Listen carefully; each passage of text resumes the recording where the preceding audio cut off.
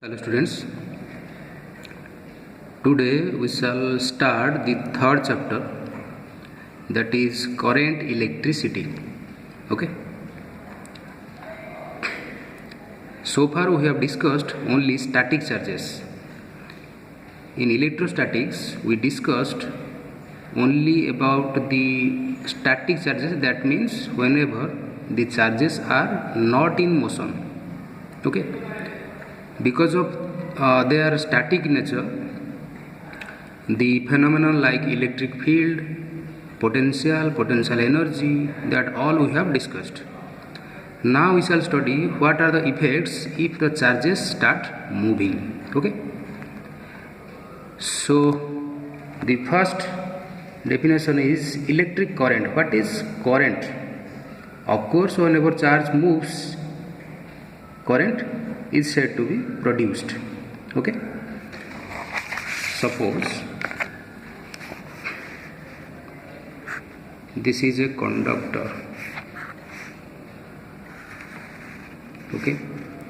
This is end A, this is end B. Okay.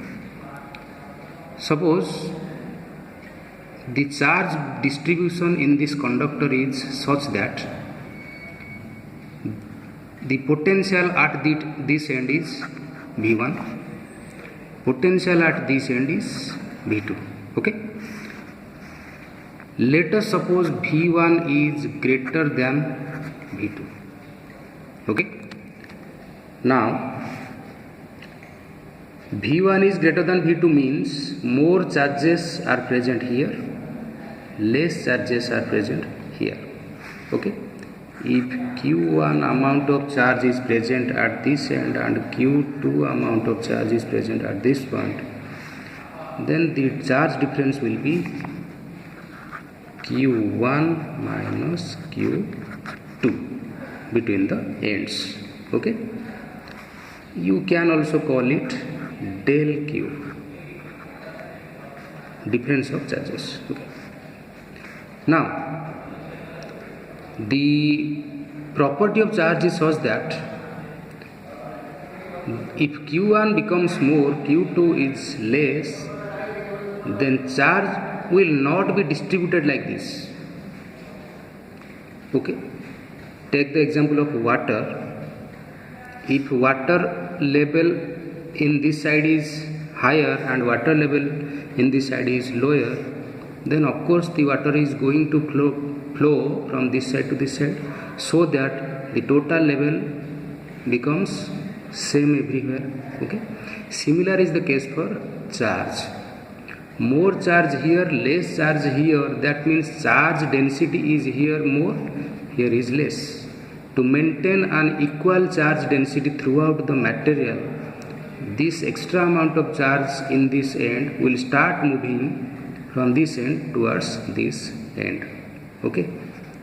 Once charge starts moving, it results current. Okay.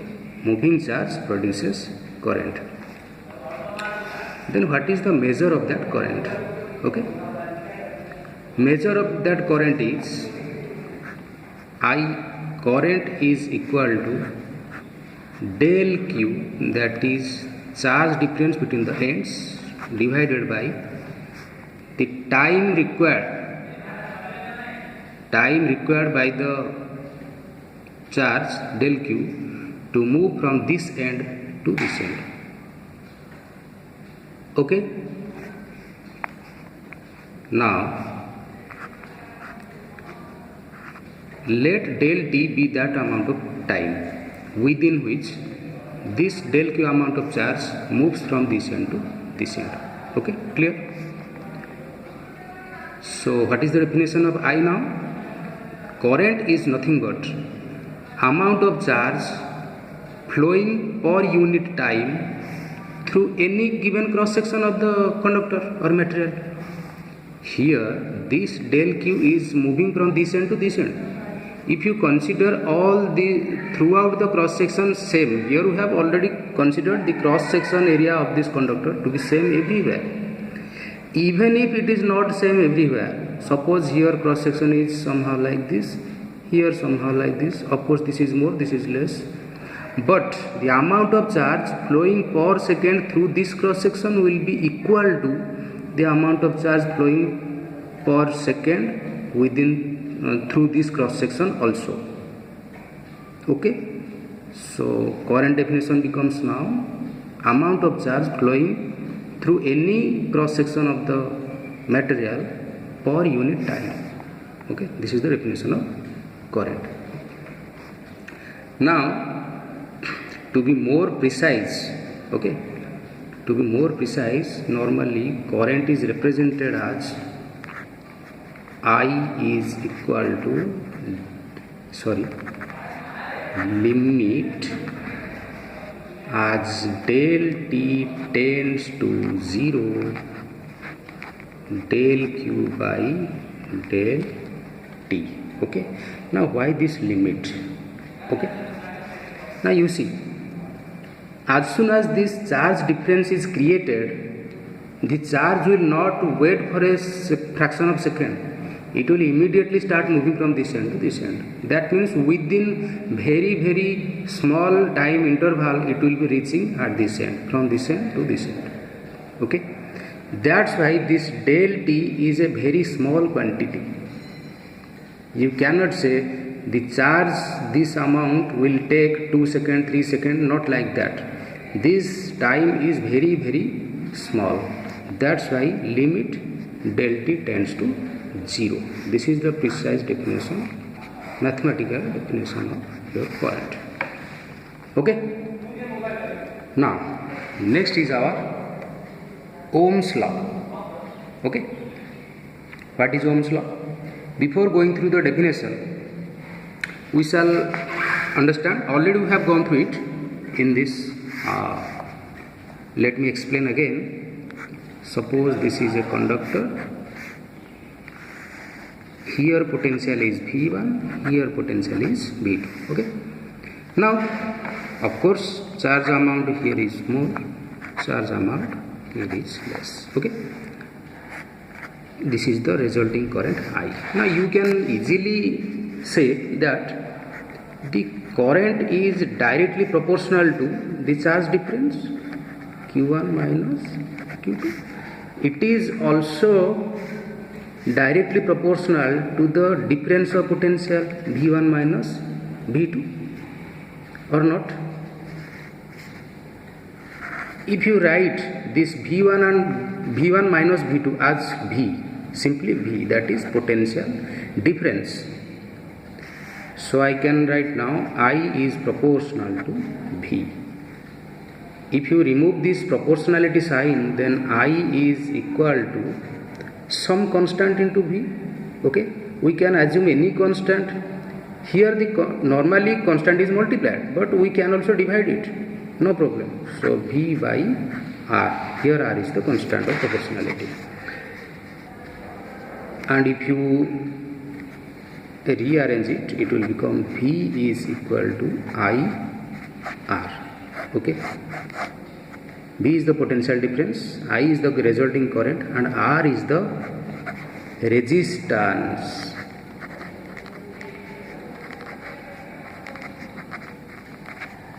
Resistance of the material. Of course, it is a constant, and it is a constant for every material.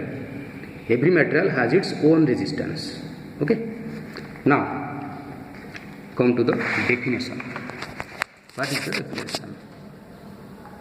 It states that the current through a conductor between 2 points is directly proportional to the voltage across the 2 points.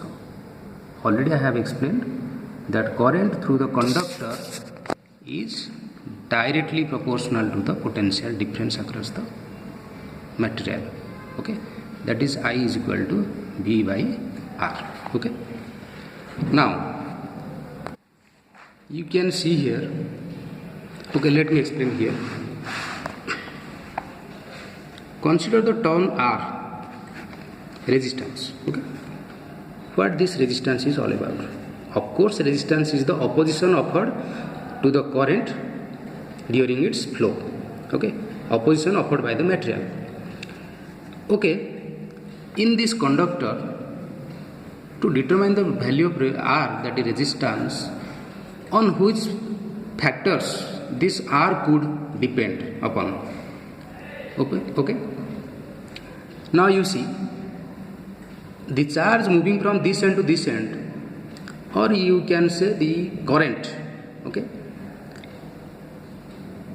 Whenever current is moving, the charge is moving, if the length of this conductor is more, of course the charge will face more obstructions or not. More obstacles will be there for it. More the path, more the obstacles. That's why resistance is proportional to 1 by L. Sorry, not L. Sorry. It is R is proportional to L. More the length of the conductor, more is the resistance. Okay. Now consider the cross-sectional area. Okay. Now, more the cross-sectional area, the resistance will be less. Why? Because more space is available for the charge to move from this end to this end. More cross-sectional area means the charge is getting more space for moving. That's why resistance is less. So R is proportional to L by A. Okay, L is already there, and we add another variable, area of cross-section. Now this implies R is equal to some constant of proportionality, that is rho L by A. Okay. What is rho? Rho is called the resistivity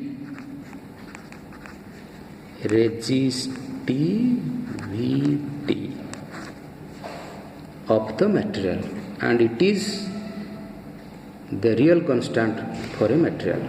Okay, you can see here resistance is dependent upon the length and area of cross section, but rho is the sole constant of the material. It is not dependent on any factor. Okay, iron has its own rho, copper has its own rho value. Okay, like that. Okay, now you can write rho is equal to, of course, R is equal to rho L by A.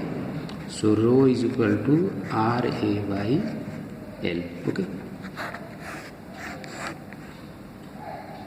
you can get it. So what is the definition of rho here? Okay, if you consider the material to be length of 1 meter, area of cross section of 1 square meter, then R is equal to rho. That means rho is the resistance offered by a material of unit length and unit cross sectional area. That's all. Okay, very simple. So this is rho. Now look here. We have already got Ohm's law, that is V is equal to IR is equal to I. R value is rho L by A. We have just derived I rho L by A. Now I by A is nothing but current density. Current flowing per unit area is called current density J. So J rho L. Okay. Now you look here. In a conductor, if there are charge differences, like here, this is the conductor, this is Q1 and this is Q2. Charge difference is there. So current will be flowing like this. If charge difference is there, of course there is one electric field existing or not from this end to this end. So Q1 to Q2. If electric field exists like this, then of course we do know that electric field is negative potential gradient, and we are dealing with no need to put the minus sign here, because actual formula of electric field is negative of potential gradient del X. So omit the negative sign here. We are concerned only for magnitude. Okay. What is the potential difference here? V. And what is the distance the charge has to travel? That is our L. Okay, del x is L. Okay, V by L. Now E is equal to V by L. Now come here. V is equal to J rho L. If you transfer L to left side, it will become V by L is equal to rho J. And V by L we have already got as E. So E is equal to J rho. Now rho is resistivity, J is current density. J is equal to, from this equation J becomes E by rho. Okay. Now J is equal to 1 by rho is sigma. Sigma E. What is sigma? Rho is resistivity. Its exact opposite is conductivity. That is sigma. What is the relationship? 1 by rho is equal to sigma. Of course, the substance has more conductivity, will have less resistivity. Resistivity means opposition to the current. Conductivity means easy of carrying current. That's why sigma is exact reciprocal of rho. So the equation becomes J is equal to sigma E. This is another form of Ohm's law. Okay. J is equal to sigma E. J is current density, sigma is conductivity, and E is electric field. That's all for today. In the next class, we shall discuss a numerical from this topic. Thank you.